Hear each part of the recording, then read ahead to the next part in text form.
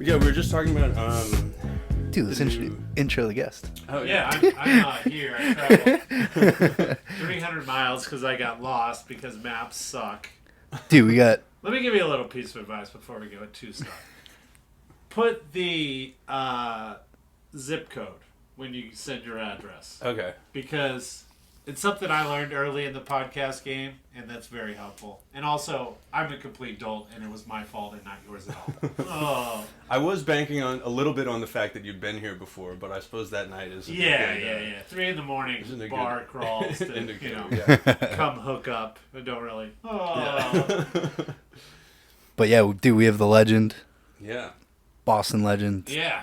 Mr. Spoons. Welcome, Spoons. Tiny to the pod. Tiny. Hey, everybody. Hey. I'm here. Woo. Thank you. Hey now. Yeah. Hey Hey now. now. I actually don't know your real name. I like that for tax reasons. It works better.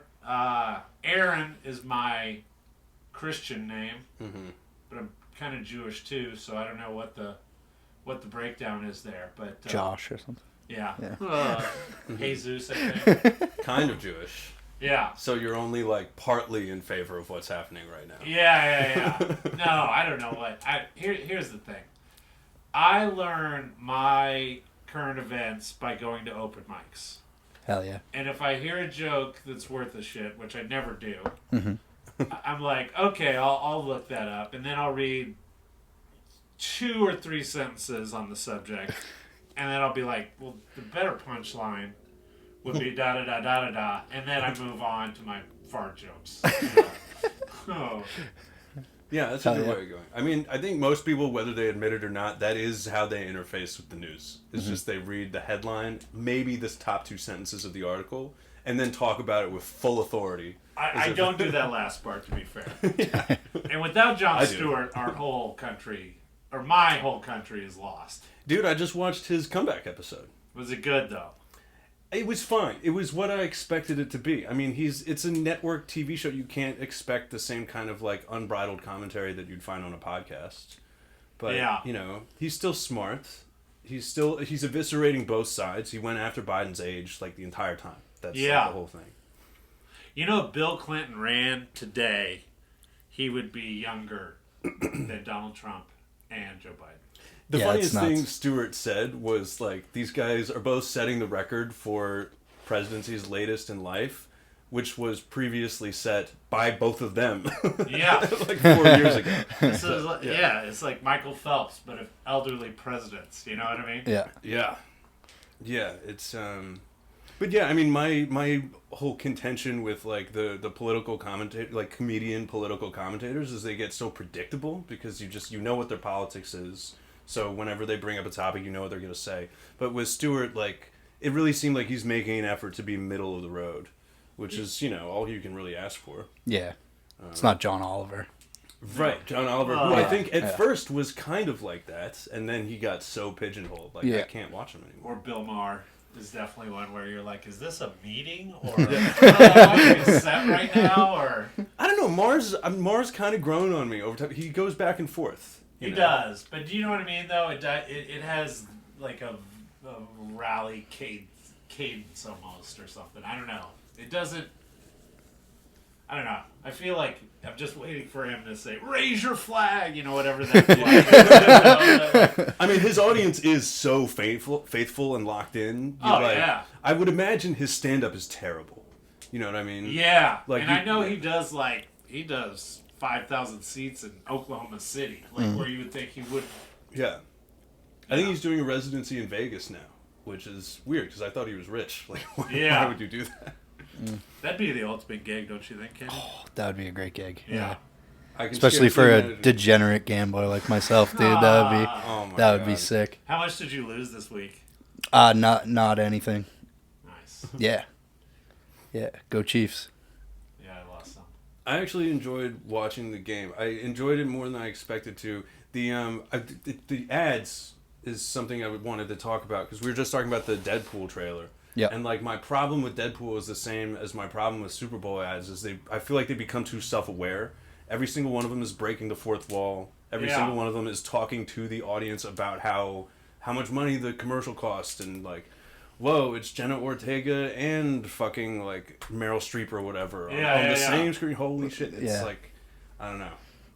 Yeah, they got to take it back to the good stuff, like Ben Affleck's Dunkin' Donuts commercial. Yeah, that was the good. That's the good old stuff, dude. I mean, my favorites were commercials with people that weren't even celebrities, but that were just like these really well-crafted like SNL skits almost. Yeah, that were super funny. I mean, Doritos used to be great with that, but now it's just like how many celebrities can we pack into 30 seconds? You know who makes a ton of money is jingle writers, and it's kind of a dead industry at this point. But I studied with the guy that wrote 2 all beef patty, special sauce, lettuce, cheese, typical, I don't know, it's a speed bun, the Big Mac song, I'm fumbling. Yeah. He said just from that 3 hours of work, he never would have to work again. Millions. He made from that.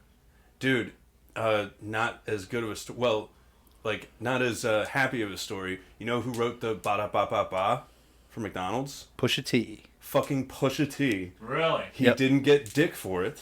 And then he made a diss track. He was to hired McDonald's. by, I think, like Arby's to make a diss track. Oh, my. In which he, like, tears McDonald's to shreds. How corporate has hip-hop got?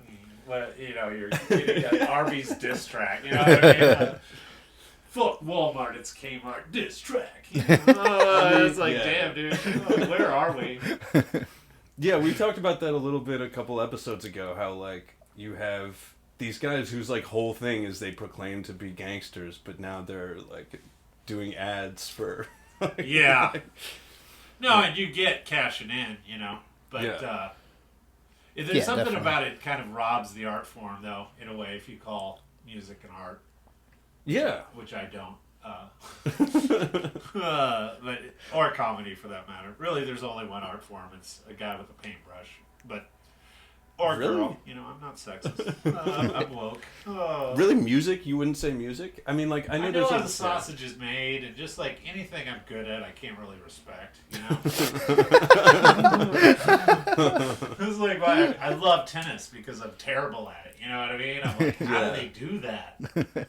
I think for a lot of music, I totally see your point. A lot of like cookie cutter pop, like I think you or I could probably put together.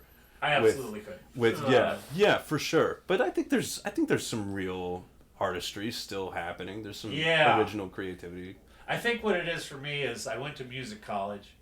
To me, art moves you, and I studied it and ate it, breathed it so long that it doesn't move me anymore. And so it's not an art form. Yeah, I mean, this is why, like, as I get older, I'm more and more inspired by artists that are still artists late in life that still take joy out of it. Like, I genuinely think that Bill Burr and Louis C.K. and all these guys, they still genuinely like comedy. I really believe that. And I feel like I've heard all the jokes. Like, imagine being those guys. Oh, you know? I can't imagine. Yeah. So, I don't know. I retain some youthful optimism. Yeah, it's a good way to be, you know? It's like bitterness is just like nothing can... And some of that's depression, probably. But like nothing can... I don't know. I have trouble... You know, to quote Dennis from Always Sunny, I want to get off. You know what I mean? Like nothing gets me off. Yeah, I know what you mean. It's... And it's so tragic when there are artists that have done that for you that you see kind of like fall off. Like we were talking about Kanye's new album, and like I've listened to bits and pieces of it. I'm sure it's great. I love it. I'm sure it's great, but like it's just not gonna hit me the way like College Dropout and Late Registration when those albums came out. They shaped the way I view the world. Like they were that powerful, you know. Yeah. You hate the Jews. Right, exactly, yeah. I've been anti-Semitic ever since. Yeah. It makes sense now. Dude, no matter what you think about Kanye, dude, that video with him saying Jewish doctors is the funniest video of all time, I think. It was a Jewish doctor. It was a Jewish doctor. Is he medicated? I think he's off the meds when he does music. Yeah. Yeah. And when he says that he loves Hitler, I think he's off the meds when he does that. He's on a tiny little bit more mic. Oh yeah. I know he's bipolar, and I know he's taken Lexapro in the past. Yeah. And I know he goes on and off them, and I know like I know very little about these things, but like I know things like antidepressants and bipolar meds are different than something like Adderall or Xanax in that like you have to keep taking them or get committed to not taking them. Yeah. This like going on and off shit creates serious it fucks problems. with your brain chemistry. Yeah, it's not. You can't do that. So I'm on Lexapro. You guys on any? Nope, I'm clear. I'm clean-minded. I take Wellbutrin. Nice. Yeah. And I've had that experience of like just forgetting to take it or deciding like I'm going to take some time off it. And that in between period as your body adjusts is the most chaotic. Yes. I lost it. I forgot it. I took a trip to San Diego and forgot it. And I was there for a week, which is roughly the time that your mind gets off of it. Not good. Not good. Interesting. What was it like? It was a bit of like suicidal ideation, you know, of like, what does anything matter? Like, you know, and then depression and then the panic attacks were brutal. Wow, yeah. Like, I don't know if you got panic attacks, like where your vision, you get tunnel vision and sweat. It kind of feels like you're going to pass out. Mm-hmm. It's scary. I've never had that. No. I've had a panic attack like that, but not from not taking medicine. Taking too much It's medicine. been but from smoking weed, dude, sometimes. That'll happen. Oh, Especially if I'm out in public. Like dude, it happened to me before I went up at Kill Tiny. Oh, wow. Dude, I smoked weed outside with someone, and I was already drunk. And then, dude, I was just like, oh fuck, I shouldn't have done that. And then you were like, next up, Kenny Sparrow, and I'm like, oh fuck me, dude. Kill Tiny is coming back May 17th, Friday, at the Midway Cafe. Yes, sir. Yeah, dude. I had a blast doing that last time. That was great. It was super fun. Yeah, it was really fun. It was really fun. A lot of great. Who was that dude who did wicked racist jokes at the end? Do you remember that? No. That was me. No, it wasn't Raul? you. Nope, wasn't Raul either. I think you can make fun of Italians still and not be racist. Yeah, they're the last protected. Yeah. The last line. Yeah. It's going to be funny to see who's the first comic to get canceled for making an Italian joke. Yeah. It's only a matter of time. Yeah, it's going to happen. Shane Gillis jokes about how like he was the last He was the last one with He Asians. was the last one, and he just didn't know. Yeah, he kind of used it as a promo, though. It almost... I wouldn't say elevated, because he had to take us 2 steps back, but he almost took 4 steps forward because of it, I feel like, too. Yeah, I mean, I think his situation was timed perfect. There were aspects of it that were like such prime cancel culture, like it just became this perfect symbol for cancel culture and everything that's wrong with it. Like the fact that the attacks against him were in bad faith. Nobody really cared about that clip. And that he was hired and fired by SNL before he'd done a single sketch. It's like the whole thing. Mm-hmm. And people I feel like the anger against cancel culture had already been building for so long. Sure. Like, this was kind of a straw that broke the camel's back. And Yeah. it was like, I agree, yeah, it was perfect for him. Yeah. Although, I will say, it worked that out. first 48 hours of CNN running, like, known racist Shane Gillis, Oh, sure. that's got to be horrible. And your phone ringing off the hook. Yeah, you got 3rd grade teachers He did that. being like, he "Fuck did that. you." He did that firefighter sketch after. Did you see that? Yeah, I've seen Where he him was a- talk about that. It's like those guys... He was a firefighter, and it was like, oh yeah, I saved a Puerto Rican, and the dude's like, oh, she was actually Guatemalan, and then it's like known racist Shane McGillis saves something. It's very funny. It's like it doesn't matter what they do; they were just gonna cancel you anyways. Yeah. Yeah, that group that he did that with, I've heard like they had a split because those guys wanted to go like full conservative comedy, like full pro-Trump comedy. Yep. And Shane was like, you don't get it. Like that's once you pick a side is the moment it becomes unfunny. Yeah. Like, No, have you ever seen a Christian comic? No. no, and there's a reason for that. Yeah. My God. Yeah. Talk about Jesus rolling over in his grave. Like, it's so unfunny. Yeah. Yeah, comedy with an agenda just No. it doesn't work. Doesn't work. Yeah, no. There's a certain irony to the fact that I feel like the beginning of this, at least in my lifetime, this like era of comedy making a point was Louis. Like his bits about like people not appreciating how good they have it when they like flying. Everything's amazing and nobody's happy. Flying on planes and bitching about the Wi-Fi and like, talking about slavery and cell phones and stuff like that. Like, these are woke arguments. They're woke points about like class consciousness and stuff. Yeah. Well, he's definitely like liberal. Oh, for sure. It's just funny to see things go full circle like that. Yeah, no, for sure. And he gets canceled, and people are like, people tried to paint him as like alt-right in the wake of all that. Yeah, it's crazy. It's insane. He's definitely not. Yeah. No, people just say shit too, though. I think that'd be the hardest part of being famous. Yeah. And especially a comic. It's like, even like, I'm sure you guys have done gigs in Somerville where it's like the crowd, instead of thinking like, am I offended? Closer. Yeah. Crowds in Somerville like have a tendency like, instead of am I offended, like, would anyone in the world ever be offended by this? Yeah, I can't laugh at it. Yeah. No. Yeah. And I have a joke about, it's just a name joke. It's, I had a trans Uber driver and she said her name was Karen. And then I was like, what's your dead name? Hitler. And like crowds, like white crowds pull back. And like every time if there's a trans person in the room, they come up and say like, fuck these fucking liberal cuck straights. Like, that's just a good fucking name joke. Like, that's not even... And you're normalizing the culture instead of, like, separating it or being fearful of it. You know what I mean? It's like... have you guys experienced any of that? In, like, Somerville in particular, seems like... They are pretty libby, yeah. Yeah, dude, I had that exact experience relatively early on in comedy, and so early on enough that I didn't really feel like I had my legs like I do now, and so it was really encouraging what happened afterwards. I went up and I was just riffing on this idea of like, you don't see a lot of black cult leaders. Which in retrospect is actually not true. There's like Farrakhan, fucking Malcolm X. That lady that goes to fucking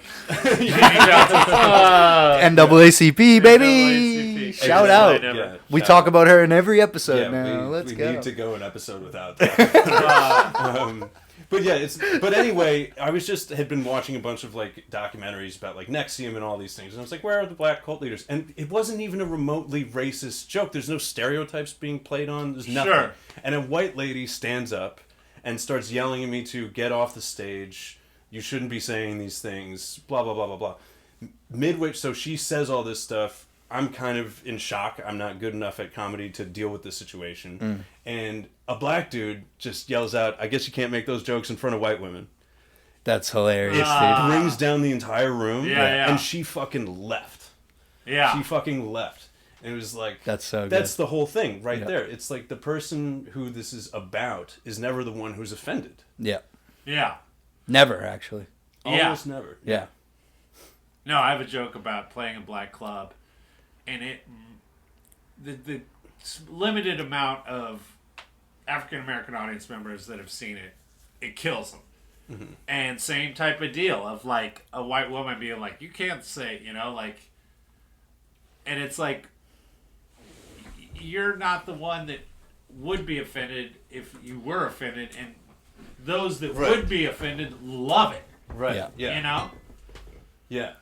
Yeah, it goes to show, it's like this, I don't think this has ever been about being offended or not. I'm really interested in how, like, forever, if you've been bad at art, or you say something offensive or shitty, it fucks with your career.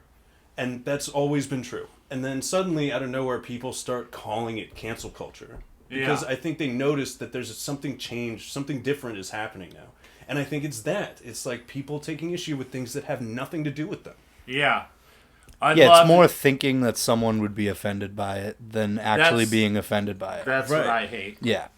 I did love also the flip side of this. And, it's so good when three white men get together. Oh, yeah, man. This is what the world needs right now. There's three more white dudes on the podcast. Other people, let me explain to you something about cancel culture.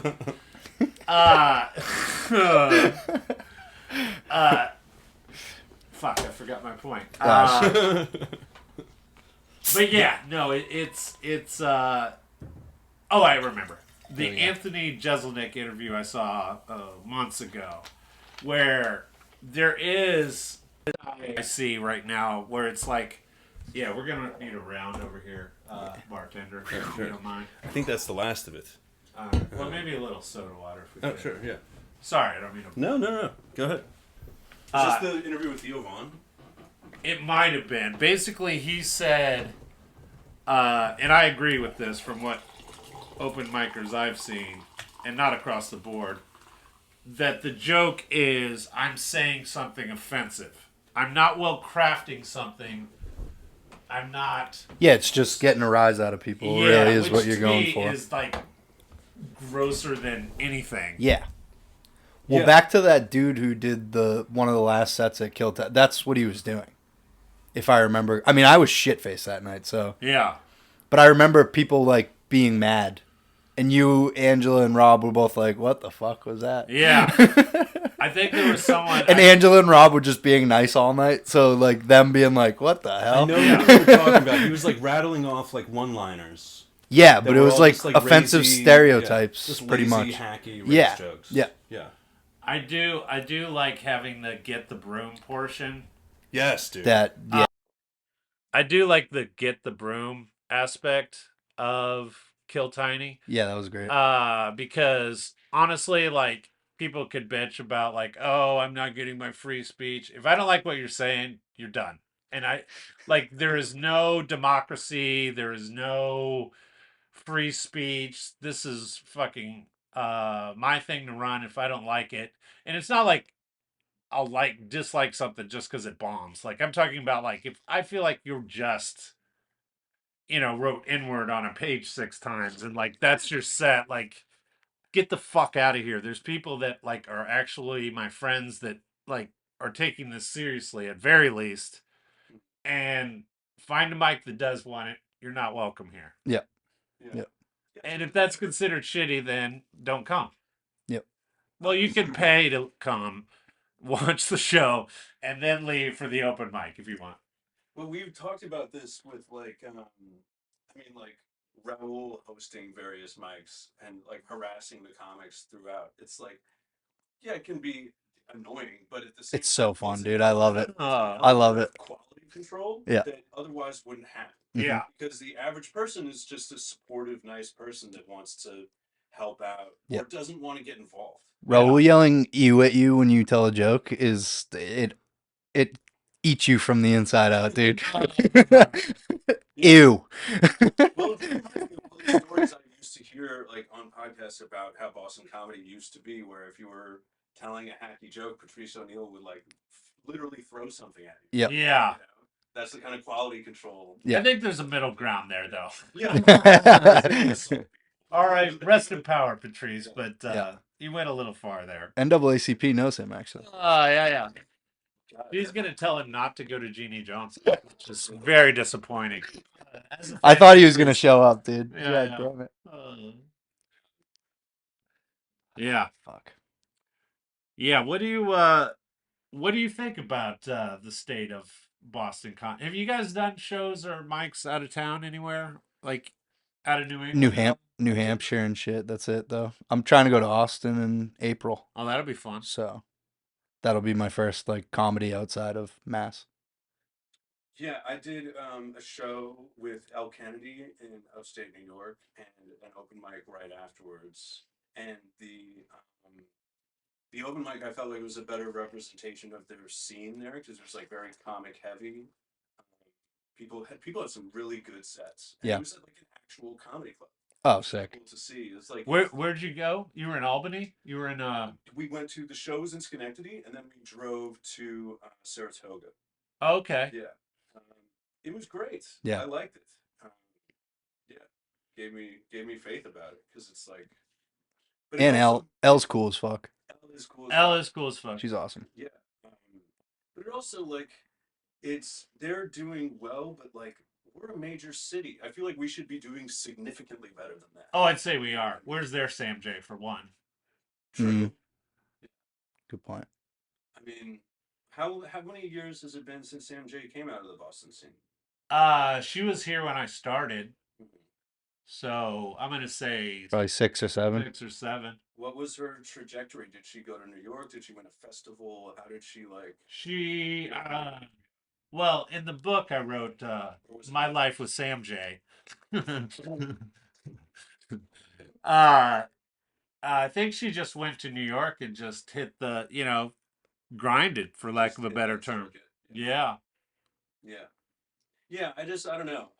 I have a dream where like Boston is more than just a feeder system for New York and LA, which I suppose which could be like unrealistic. I feel like that's what it's always been, though. No, Yeah. Because if like you dudes think, who stayed in Boston, they're still doing the same Yeah, sets I that they've suppose that's been true. doing Yeah. from what I've been told. yeah. You know? In LA, I'll tell you something, man. LA is a comedy eater in a bad way. Like, Yeah. everyone I know, and not that it's a lot, with the exception of one person, didn't flourish in that scene and just gave up because it sucked. Hmm. Yeah. Yeah, I have no desire to go out I hate it. I had a chance when I graduated college and I got a chance to be a staff writer for music at BMI, and I went out there and I was like, Not for me. I don't care if I never write a note again. I will not live in the city. I would rather. Ugh, there. Yeah. it sucked. Yeah, I occasionally I'll meet somebody in Boston comedy who is using comedy as like a springboard to get into entertainment in general, which like conceptually I have no problem with if Yeah. that's your strategy. But I get the sense that the LA comedy scene is like almost entirely comprised of those people. It's Hmm. And it's gross. just like if comedy isn't the be all end all for you, then I don't want to be trying to be creative with you. You I know? hate it. I hate it. Yeah. I mean, like, I love writing sketches. I mean, I never have before, but in theory, I would love to write a sketch. Uh, and I get writing sketch comedy, and like that feels like still in the pocket of comedy, but Yeah. like, there's like, I met many of them. They're like, they fucking, I either want to be a TikTok star or a model or a comic or Right, an it doesn't matter. actor. It doesn't Yeah, It's they matter. just just like, want to be famous you is just all it want to is. get fucked. Yeah. You know what I mean? Yeah. Like, you know what I mean? Like, you just want to have a dick inside you, and like that's fine, but like, that's not. I don't know. And it reflects on their art and their. And again, comedy is How not could it art, but not? It astonishes me sometimes. Like I'll hear artists that I respect say that. I mean, actually, only once. Actually, I heard Chance the Rapper say this in an interview once.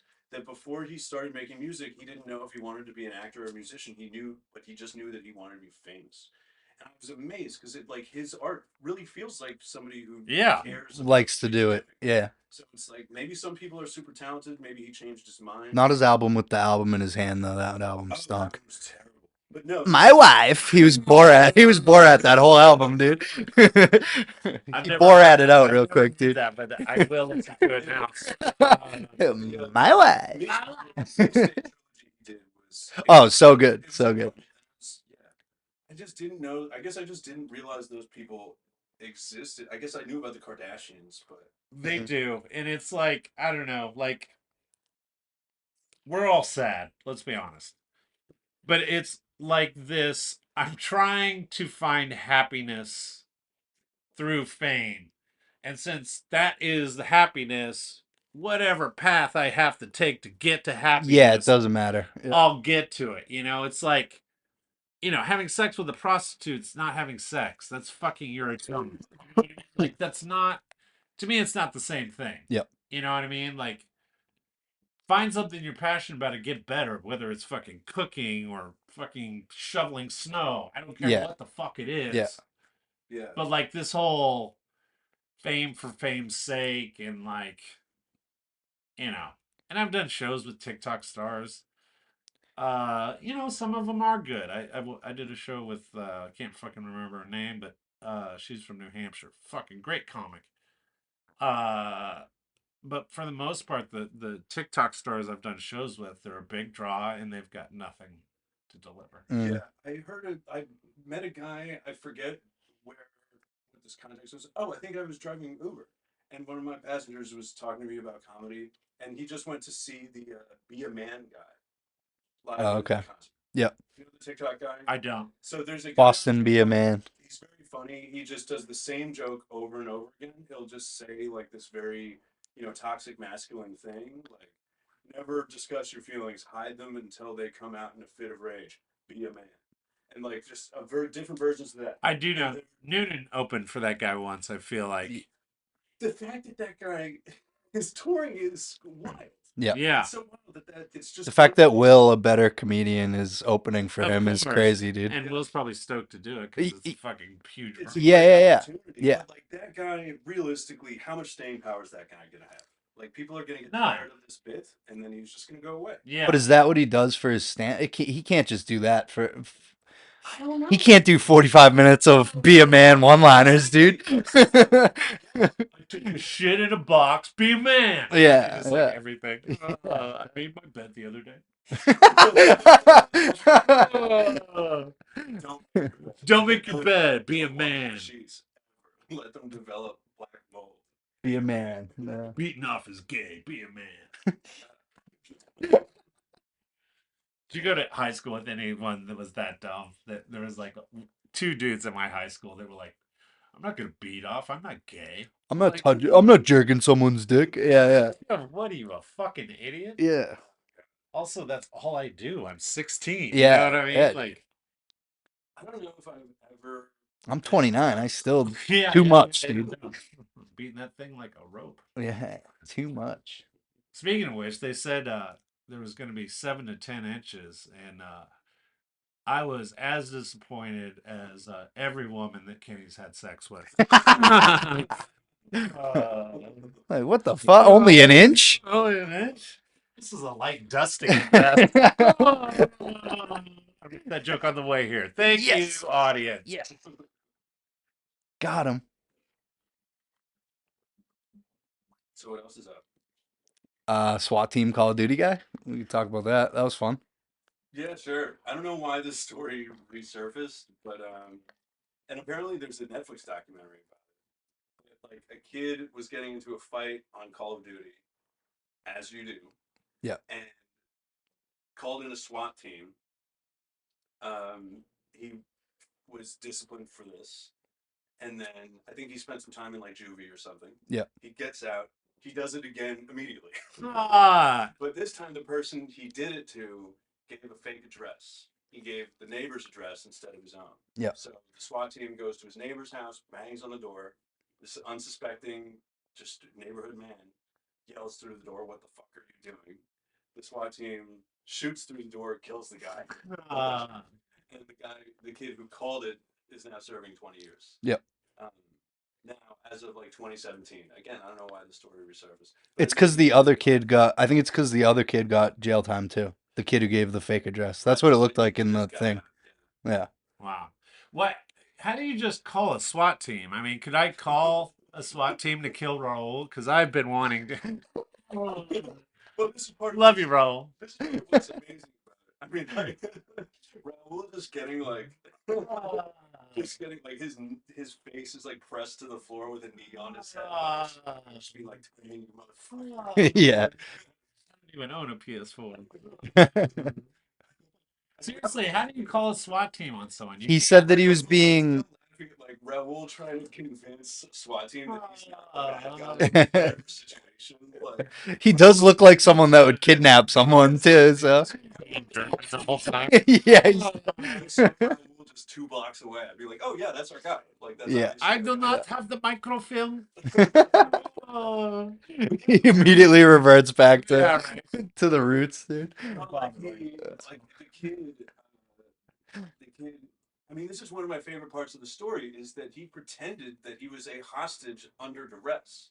So like he's got some acting chops clearly because he convinced them that this was actually happening. You think he's doing plays in prison now at that Right. at the His play is called "Dropping the Soap."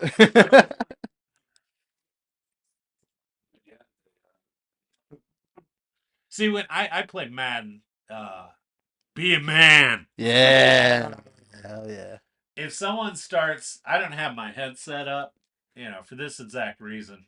But like, if someone starts talking shit to me, and there's like, there's fucking some 13-year-old yelling the N word at me and this sort of thing, Yeah. I just quit. I'll fucking Really? That's like why I'm in those lobbies. yeah. Well, you can't say anything back Yeah. because I don't have the headset. I mean, I probably do, but Yeah. who has time to set up a headset? If True. I play the game, then yeah, I either mute them or leave because Yeah. it's too annoying. But yeah, I remember. Oh, dude, I'm a menace in Call of Duty no lobbies. doubt. You're Yeah. like you are the SWAT team. Me and my boys pick on kids in Call of Duty all the time, dude. It's so fun. I mean, I've never called the SWAT team though.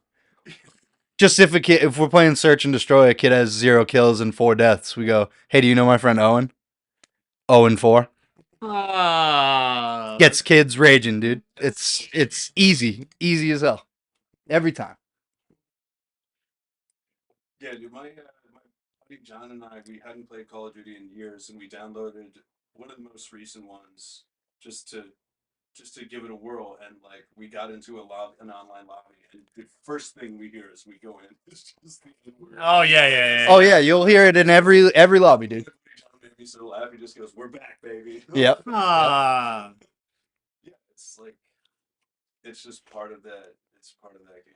No, I play Magic the Gathering, because I get laid all the time. And on the mobile version, there's only 5 different things you can say. Oh, okay. And so what these trolls are doing, I would call a SWAT team, honestly, if I knew where these fuckers were hiding. Actually, I'd go over there and do it myself. But they'll just say there's an oops button. Yep. And then they'll just hammer the oops. Just over and over and over. And over and over. Oh, that's... And I don't know why, as an adult man who has done enough money in taxes in comedy that I have to pay taxes on it, would get this furious. But I mean, it gets a 3-year-old reaction out of me. I get so mad. Dude, that's the online mobile Magic the Gathering version of me playing Electric Avenue over and over and over again at bar. Exactly. That You is play hilarious. Gathering? No, it might be. Yeah, it could be me. Small world. We can play each other. You don't have to fucking. Hi, we can just DM me. Oops. Oh, it's so irritating. Yeah, that's... And then the other thing is good game, and they'll say it as yeah. It's not as good game as in this was a very equivalent battle where we both came up. No, it's like it's already over. Yeah. They'll prematurely good game you. Yeah. That would get me raging also. It is very infuriating. I don't know why I play it, honestly. Like they're trying to like. I mean, the funniest part of this article was the U.S. attorney. I mean, first of all, it's hilarious that a U.S. attorney is dealing with issues. Call of Duty. Yes. Yeah. He said like we encourage the gaming community to continue to self. Yeah. Good luck. It's like, fucking luck. But like we're encouraging college football players to not rape so much. Good luck with that happening, you prick. They're monsters out there. If you see a player on your team raping somebody, tell a friend. Report him. Oh yeah, that's gonna happen. See something, say something. Dude. Yeah. I'm gonna make up the NFL's new left tackle angry at me. You know what I mean? Like, oh God. Yeah, I lost a ton in that Kansas City game. You had the Niners, I assume? No, I had Kansas City. Props? Oh, I went Prop City. Oh, yeah, I went baby. Prop City. Yep, that'll get you. There was not really any touchdowns. That's the tough part. Especially, like, McCaffrey had one. Yeah. But dude, that McCaffrey... I was going to go on Kittle, and I didn't. And I was glad he didn't. He had, like, a 1-yard game and a 0-yard game. He did have a touchdown, though. Yeah. First touchdown of the game. That was my big payout, too. Nice. McCaffrey had like 100-something yards from scrimmage, though. Yeah. That one trick play they did with the pass to the sideline and then to the other sideline to McCaffrey was one of the coolest plays I've ever seen. Yeah. I don't know if I've ever seen the ball. Patriots had a similar play years ago. But yeah, Edelman threw it, right? Yeah. Yeah. Dude, I had a situation for the Super Bowl. I don't know if you've ever happened this. Maybe not even necessarily for a Super Bowl, but just something you're trying to watch on TV. Mm-hmm. There's 6 girls, just maybe Pinterest, fucking, Yeah. you know, like Yeah. flower arrangements, and then you just want to be like, shut up, but you can't, you know, because of society. Uh, Well, this society. yeah, There are plenty yeah, of yeah. societies where that's totally okay. Cancel culture, am I right? Yeah. So I ended up going to Cancel women. canceling women, right? Cancel When women. is another white straight male gonna say it? You know? Oh. No, it was a good game though. I watched it again just because I didn't get to watch it the first time. I went Did to your girl have friends over? Where were no, you no, at? no. I went over to my buddy Julie's. You know Oh, Julie. oh, Julie. Yeah, yeah. Yeah, yeah. Yep. It was a lot of talking. You ended up going to Midway after too. Yeah, it was pretty thin. I assumed that it was gonna be on Sunday. Usually, it's for mid or any Super Bowl open mic, it's like the Super Bowl ends, and then there's just a fucking A floodgate. flood. Yep.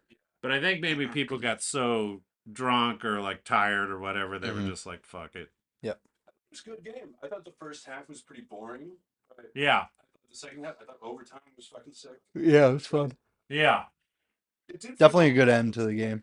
these people who like yapped constantly about how the whole thing's rigged have really poisoned my mind. Like yeah, when the Chiefs won in this like sort of storybook ending, there was a part of me that was like, yeah, yeah. All right, oh, shit, Goodell. man. Yeah. Yeah. And my next immediate thought is, what is happening? Move that Yeah. hairpiece so we can see your horns. Someone told me that all conspiracies are 6 degrees away from anti-Semitism. Yes. Oh, and I was like, you know, I can't think. I couldn't in the moment think of anything, so I just was like, you know, you're what? You're right. That feels. Well, Oh, I mean, it is the ultimate conspiracy theory because, like, I think Kenny and I have talked about this. Like, the Jews are the one minority in the world that is also super successful. Like every other minority has like had trouble. sure. You know? Well, I mean, you could argue that they had hundreds of years of trouble, but yeah. Right. Yes. Uh, Oh, of course. I mean, they've taken a beating, but like Mhm. among minorities as of right now. I would say right now. Yeah. Actually, I don't want to have this conversation. This. I don't think. I feel like there's a SWAT team heading our direction Yeah, right yeah, now. yeah. I mean, to be. NAACP's calling the NAACP. SWAT right now, dude. She got kicked out of Genius for good. On Thursday, yeah. Yeah. Yep. Yep. End of an era, dude. Yeah. R.I. Rest in Oh, it was after you left. Yeah, dude. She got booted. Oh god damn it. Yep. And I know this probably And Adam like said like, "Oh, you never tip." All this shit. It was it was great, dude. this might Yeah. come as a surprise. She was very angry about it. Yep. Oh, The never tipping thing, to me that's like that captures the whole thing to me. Yeah. Because yeah. it's like it's if you're actually as woke as you proclaim to be, then class consciousness should be something that's on your mind, which means you should tip your fucking servers. Well, Yeah. I mean, I don't want to speak for her doctors, but I'm guessing there's like just a pinch of schizophrenia going on there, and you Mhm. know, uh, But especially like Adam, the best, oh, dude, the best Adam's bartender. the best. The best guy. Yeah. Who's your favorite? What's your favorite open mic in Boston? I would say it's probably Genie's just because of the hang, Yeah. really. But in reality, it's the point. Wow. You? I'd say the same. Yeah, I bomb constantly at Genie's, sometimes horribly. Oh, Yeah. dude, I've. But I have the best time there. Yeah. Yeah. Yeah. Especially when like it's like us three, Raul's there, Yeah. fucking, now like Davey P and John Sherfy are always there. They're Sure. cool as fuck. I have a soft Just spot the for- hang is great, dude. I have a soft spot for the jungle because I feel like it's kind of the most comedian of mics. Because Yeah. no civilian is showing up to a mic at 9 o'clock at night. No. Yeah. You know? On a And Tuesday. so Yep. I've had good sets there. I've bombed horribly there, but Mhm. I've mainly like gotten to feel like I'm part of the Boston scene by being at the jungle. Yeah. So I like it for that reason. Do you not feel a part of the Boston scene? I mean, I think it takes a minute, like, and I'm not the most outgoing person, so it took me a while. Huh. But I feel like for guys that have been doing it a long time, I understand not wanting to bond with every single new open micer because you don't know how long they're going to stick around. Yeah, I've never subscribed to that. I know you haven't. It's something I really like about you. Yeah. Respect about you. Yeah. I think there are some guys that take that position. Also, we're kind of like not an outgoing group. I am. Yeah, you are. You guys are. But yeah, for it's not an as outgoing overall, as yeah. a group. It's Yeah. not. Yeah. I remember like first going to Mike's, and I would bond with someone at a mic and be like, I'm a friend. Like that's how fucking extroverted as fuck. Yep. And I'd meet someone like chat him up. We'd be hanging the whole time, ripping butts and having fun and da da da. And then be like, man, this is so sad as in hindsight. I finally have a friend. And then next week I'd come back and they wouldn't talk to me. I'd be like, I don't have a friend. Oh, I was like such an emo kid about it. I mean, I did never express it. Now I can because I'm like maybe the most popular open micer in Boston. But What a brag. yeah, King of Shit Mountain. Yeah. I love that song. The Sturgill Simpson song. Yeah. Yeah, that's great. Yeah, man. I don't know. It's one of the reasons I was excited to get involved in comedy is the community and the hang and like a bunch of people like going back to high school thing of like, we're all kind of in this together. And I think it's lacking in the same way that every other community is lacking. I think like I don't know. I think it's like an enemy. Chicks, bro. Where's the clam? Eddie O. That'd be a great T-shirt. Where the white women at? Be a good drop there. Sorry, I watched Blazing Saddles. People to be fighting each other. Like, Yeah, I think it's kind of behind the scenes. Probably it's so. Yeah, yeah. That's a like Charlie Kelly whiteboard. Yeah, there definitely is. There definitely is that. Yeah. They're just all too embarrassed because everybody involved is so ugly. All right. Well, the three of us clearly are very attractive. Yes. Or you two at least. Yeah. No, they are. They're out there fucking. Mm-hmm. I mean, it's not like band camp levels. You ever go to band camp?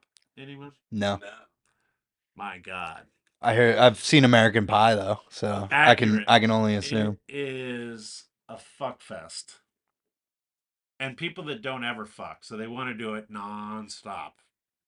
Good times. Yeah, I feel like it was all the nerdy kids that would get girlfriends in high school. They would always just be like PDA and all the shit, dude. Like always.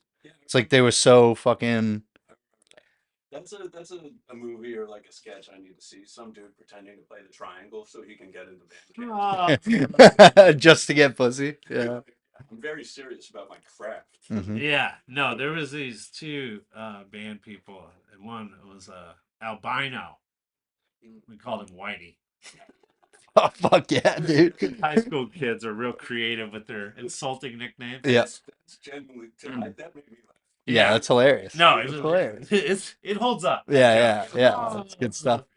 And then his girlfriend Betty, who had like quarter-sized dandruff a lot of the time. Oh shit.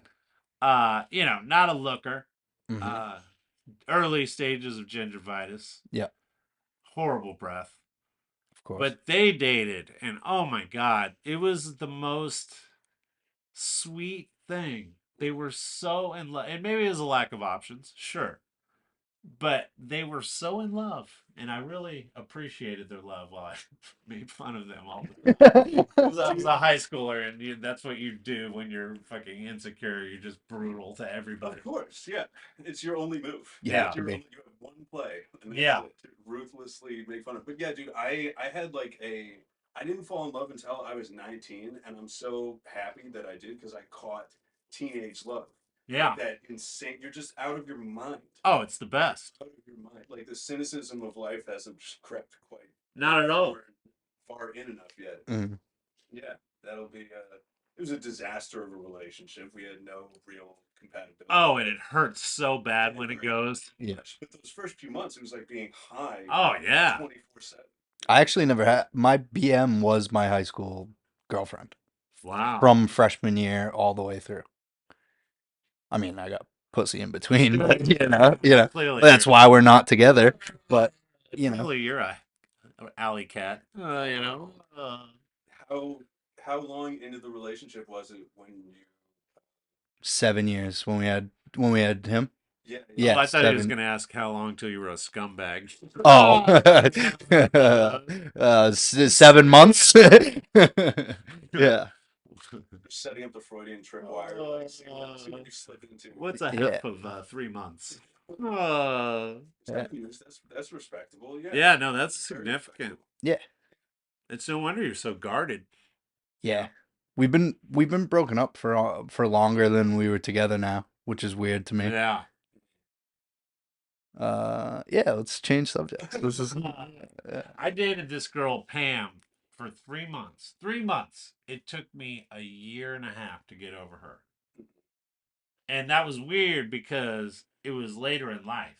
I was like 30. Wow.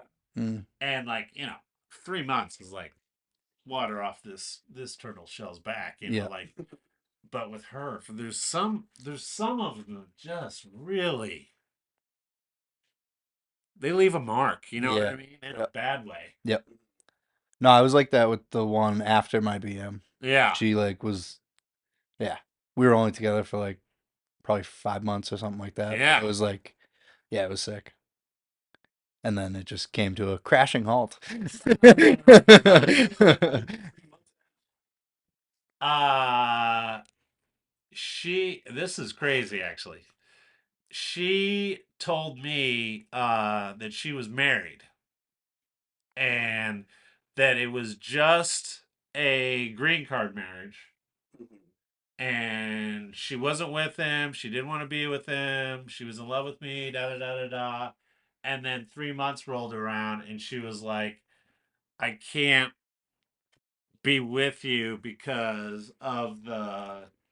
I think this was bullshit. I think she just didn't want to be with me, but I can't be with you because of the legal ramifications of like if it gets posted of me and you online, if like any like that shit, I could go to jail, I Yeah, guess. yeah. And I was just like, get a divorce, upward inflection, like, or like, can we just hide this? Yeah. Uh, That could be bullshit. It could also have been like an elaborate shit test, to see like how committed you are or something. yeah, Either way, I don't love that she did that. no, it was brutal, and it was weird because it was March 2012. I can remember this because I was just about to go play South by Southwest in Austin, and we had 4 shows, and it was like I want to say like a Monday when she broke up, and a Thursday when I hopped on the plane to go play the rock and roll in Austin. Oh, so you were all fucked up still. Oh, dude, it sucked. And the shows were so fucking good. We had finally like breaking through at South by. And there was like fucking, I don't want to say anyone would have slept with me that didn't because like that's rude and fucking gross. No, but it's a fair It, assumption. there was an appearance of women that would have had sex with me, and I was like so fucking destroyed emotionally. I was Mhm. like, I can't even get it up. Yeah, dude, I think that's a fair assumption. I mean, South by it's a giant party. Yeah. And Texas women, hey now. Oh Yeah. my God. You'll go to a fucking Arby's and be in line and be like, that's the hottest woman I've ever fucking seen in my life. It is insane how beautiful the women are in the metro areas of of Texas. Yeah, Hell yeah. yeah. I've thought about this a lot with cities, like growing up in New York, and like I have this theory that we filter out unattractive people more than we realize. And so when you're in a big city with like the where the distribution is still the same, but the overall like that 1% that's super hot, like there's just You see them more. there's Yeah. Yeah. so and because you're filtering out everybody else, Right. you just notice them all the time. It's all I see when I go to New York City. I walk down the street and Oh, Jesus it's Christ, hotties. model after model. Yeah. And it can't be like that. The population No. doesn't work like that. Yeah. get this feeling. Well, there's It's this weird still the bird lady in Central Park and stuff, you know. So it evens out. It evens out. Yeah, yeah. That homeless The shit mole gets- people aren't going to Starbucks, you know. Yeah, there's something weirdly like you feel like cucked walking down the street. Like, Yeah. Yeah. I feel like I'm walking through a rainbow, honestly. Like, this is glory land. Ah, I didn't even care if they give me attention. This is just beautiful. Yeah. Do you ever see yourself like trying to um, do the Austin circuit or just? Uh, I like Kenny am planning a trip down there this year. I don't know. We should I would love to touch tips and link up Uh, because I think Edward's gonna try to come also.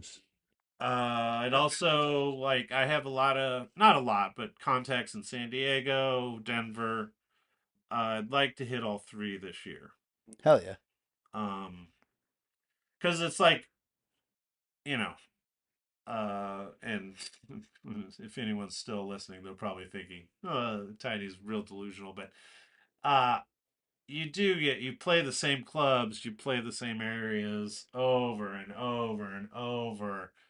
And it's like I'm writing new jokes. I'm trying to get away from the special jokes. So it is a new experience every time.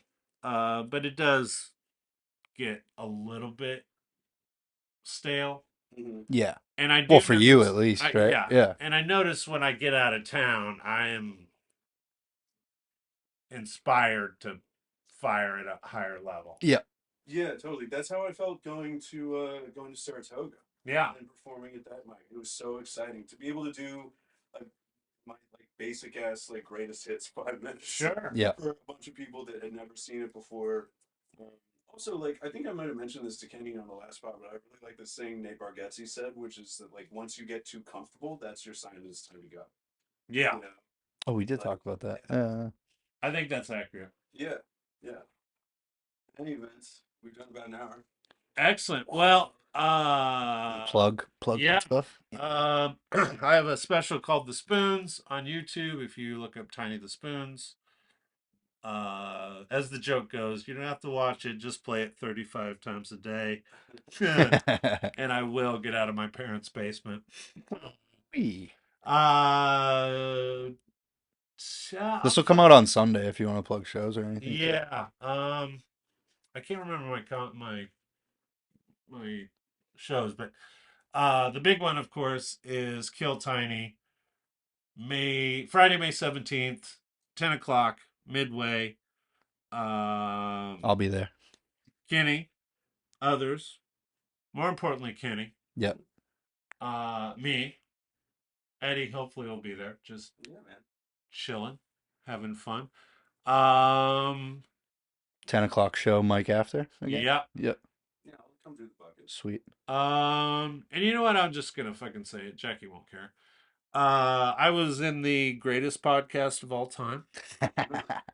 And we're coming back. TBA? To be announced. Yeah. Yeah. Yep.